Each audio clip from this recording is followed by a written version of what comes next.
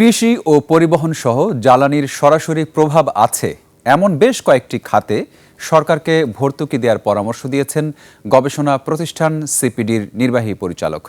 জীবনযাত্রায় জ্বালানির মূল্যবৃদ্ধি বিষয়ে এক ছায়া সংসদে তিনি আমদানি পণ্যে কর কমানোরও পরামর্শ দেন। আদিত্য মামুনের রিপোর্ট।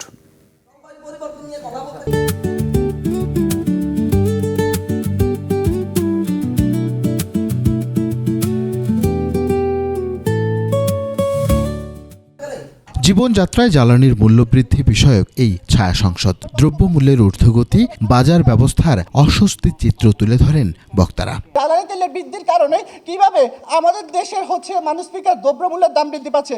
আলোচনায় যোগ দিয়ে সিপিডি নির্বাহী পরিচালক ডক্টর ফাহমিদা খাতুন বলেন, জনগণের কথা বিবেচনায় নিয়ে সরকারকে এগিয়ে আসতে হবে। কয়েকটি ক্ষেত্রে কর কমিয়ে দেওয়ার পরামর্শ দেন তিনি। সরকারের তো কমিটমেন্ট থাকে সাধারণ জনগণের জীবনে কিছুটা স্বস্তি দেওয়া, সেই স্বস্তিটা দিতে যেয়ে তাদেরকে এই ধরনের পদক্ষেপ নিতে হয়। আমরা দেখি যে যখন বিশেষ করে ধরেন রোজার মাস যখন আসে তখনও কিন্তু আমদানিকৃত পণ্যের উপর থেকে এই করগুলা তুলে দেওয়া হয় যে সমস্ত পণ্য, এবং এটার ফলাফলও পাওয়া যায়। কৃষি, পরিবহন সহ জ্বালানি দামের বিরূপ প্রভাব মোকাবেলায় ভর্তুকি দেওয়ার দাবি জানান সিপিডির নির্বাহী পরিচালক।